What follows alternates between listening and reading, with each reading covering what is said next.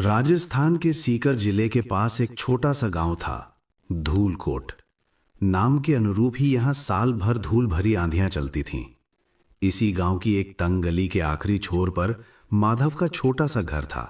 घर क्या था, मिट्टी की दीवारें और उस पर रखी फूस की छत, जो हर मॉनसून में माधव की रातों की नींद चुरा लेती थी। माधव एक ऐसा व्यक्ति था जिसे नियति ने हमेशा चुनौतियों की आग में तपाया था।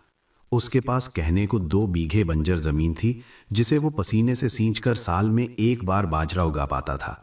उसकी पत्नी पार्वती घर के कामों के साथ साथ गांव के रसूखदार लोगों के घरों में अनाज साफ करने का काम करती थी।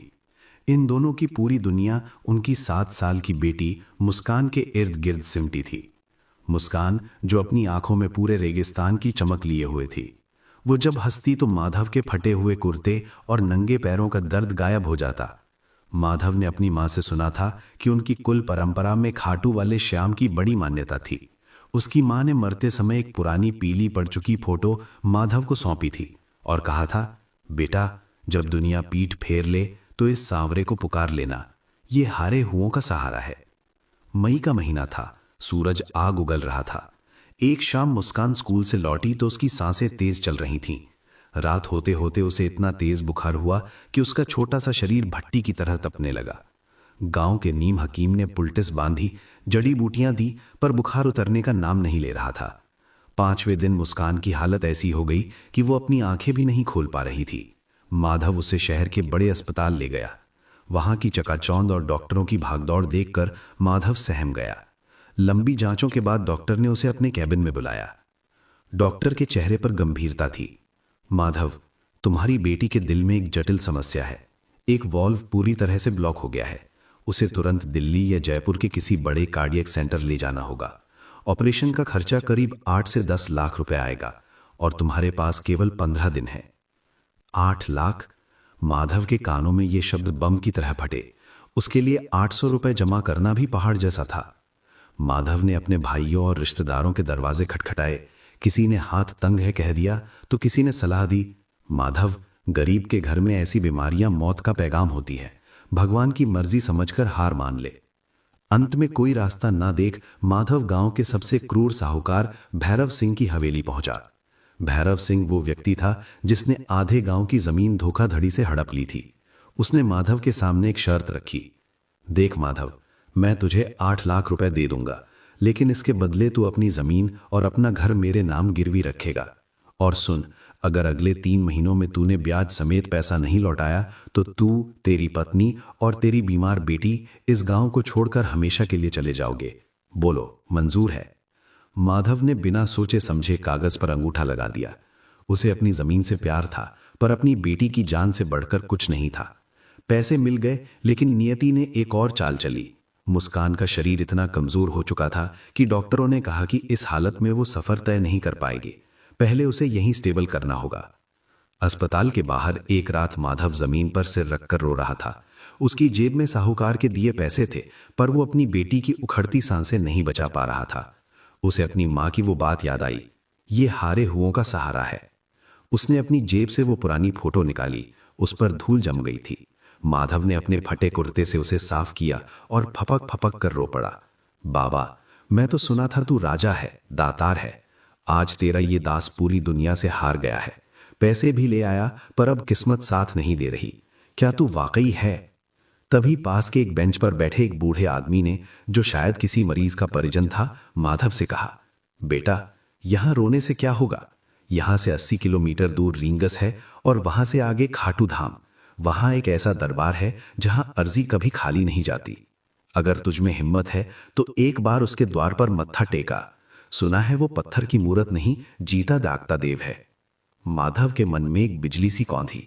उसने पार्वती से कहा कि वो मुस्कान का ख्याल रखे और वो खुद नंगे पैर खाटू की ओर निकल पड़ा। अगली सुबह माधव ने रींगस की सड़क पर अपना पहला कदम रखा। मई की दोपहर, आग उगलती सड़क और नंगे पैर। कुछ ही घंटों में माधव के पैरों में बड़े बड़े छाले पड़ गए।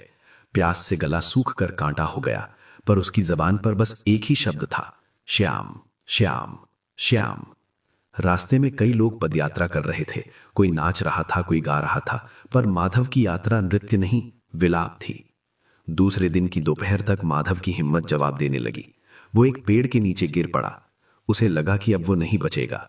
तभी उसने देखा कि एक सांवला सा युवक, जिसने सिर पर राजस्थानी साफा बांधा हुआ था और हाथ में मोर पंखों की एक छोटी सी झाड़ू मोर छड़ी थी, उसके पास आकर रुक गया। युवक ने मुस्कुराकर कहा, क्यों रे बावरे, हार गया? अभी तो बाबा का तोरण द्वार दिखने ही वाला है। ये ले पानी पी और ये चने खा। तू तो शेर है, अपनी बेटी के लिए इतना भी नहीं चलेगा। माधव ने पानी पिया। उसे लगा जैसे उसके शरीर में नई जान आ गई हो। उसने पूछा, भाई तुम्हें कैसे पता मेरी बेटी बीमार है?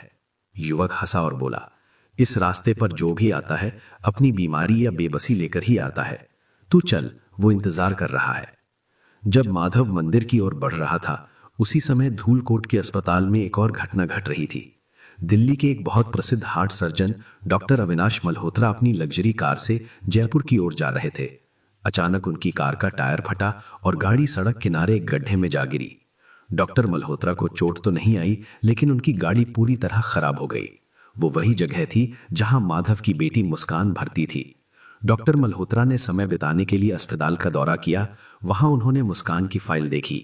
उन्होंने अपनी पूरी टीम को वहीं बुला लिया और कहा कि इस बच्ची का केस बहुत ही दुर्लभ है। मैं इसका ऑपरेशन यहीं करूंगा। मेरी चैरिटी संस्था सारा खर्च उठाएगी। ये एक ऐसा संयोग था जिसे डॉक्टर मल्होत्रा ने बाद में किस्मत कहा, लेकिन पार्वती इसे श्याम कृपा कह रही थी। उधर गांव में साहूपार भैरव सिंह चैन की नींद सो रहा था। आधी रात को उसे एक भयानक सपना आया। उसने देखा कि वो एक अंधेरी गुफा में फंसा है और चारों तरफ से आग की लपटें उसे घेर रही हैं। तभी एक नीले घोड़े पर सवार एक योद्धा आया, जिसके हाथ में एक विशाल धनुष था। उस योद्धा ने भैरव सिंह की छाती पर पैर रखा और गरज कर कहा, जिस गरीब की जमीन तूने छीनी है वो मेरी शरण में है। अगर सुबह होने से पहले तूने उसके कागज वापस नहीं किए तो तेरी हवेली तेरी चिता बन जाएगी। भैरव सिंह पसीने पसीने होकर उठा। वो कांप रहा था। उसे लगा कि यह कोई साधारण सपना नहीं, बल्कि कोई चेतावनी है। माधव खाटू पहुंच चुका था। मंदिर की भीड़ में वो दब सा गया था। जैसे ही वो मुख्य विग्रह के सामने पहुंचा, उसकी आंखों से आंसुओं का सैलाब उमड़ पड़ा। उसने वो पुरानी फोटो बाबा के सामने रखी और सिर झुकाकर बस इतना कहा, बाबा मैं हार गया, अब तू जीत या मुझे हारने दे। उसे महसूस हुआ कि किसी ने उसके सिर पर हाथ रखा है। एक ठंडी सी लहर उसके पूरे शरीर में दौड़ गई। उसके पैरों के छाले और दर्द जैसे गायब हो गए। 3 दिन बाद जब माधव वापस अपने गांव पहुंचा तो उसका दिल धड़क रहा था। उसे डर था कि कहीं कोई बुरी खबर न मिल जाए। लेकिन जैसे ही वो अस्पताल पहुंचा, उसने देखा कि मुस्कान बिस्तर पर बैठी खिलखिला रही थी। डॉक्टर मल्होत्रा ने माधव का हाथ पकड़कर कहा, मिस्टर माधव, आपकी बेटी बिल्कुल ठीक है। ऑपरेशन सफल रहा। और ताज्जुब की बात है कि मुझे यहां आपकी मदद के लिए किसने भेजा, यह मैं खुद नहीं जानता। बस मेरा यहां आना एक इत्तेफाक था। माधव चुपचाप रोने लगा। वो जानता था कि यह इत्तेफाक नहीं था। तभी साहूकार भैरव सिंह वहां पहुंचा। उसके चेहरे पर हवाइयां उड़ रही थीं। उसने माधव के हाथ में उसकी जमीन के कागज थमा दिए और कहा, माधव भाई, मुझे माफ कर दे। मुझे ये जमीन नहीं चाहिए। ये पैसे भी तू रख ले। बस उस नीले घोड़े वाले से कह देना कि मुझे बख्श दे। माधव अपनी बेटी को लेकर घर लौटा। घर के बाहर वही मोर पंख पड़ा था जो उसे उस रास्ते वाले युवक के पास दिखा था। माधव समझ गया कि सांवरा कभी प्रत्यक्ष नहीं आता। वो परिस्थितियों के तार इस तरह जोड़ता है कि इंसान को उसकी सत्ता का एहसास हो जाए। उसने अपनी वर्दी यानी पुरानी कमीज उतारी और मंदिर की उस पुरानी तस्वीर के सामने साष्टांग प्रणाम किया। आज भी धूलकोट गांव में ये कहानी एक मिसाल है। माधव अब अमीर नहीं है, लेकिन उसके पास वो विश्वास है जो दुनिया की किसी भी दौलत से बड़ा है। वो कहता है, बाबा जादू नहीं दिखाते, वो तो बस ये एहसास कराते हैं कि जब तुम हार जाओगे तब वो जीत की कमान संभाल लेंगे। ये कहानी हमें सिखाती है कि भक्ति का अर्थ हाथ पर हाथ धरकर बैठना नहीं है। माधव ने पहले संघर्ष किया, फिर हार मानकर समर्पण किया।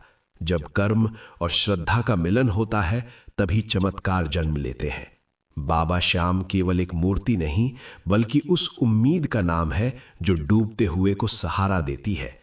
जय श्री श्याम, हारे का सहारा, बाबा श्याम हमारा। आप ही कहूँ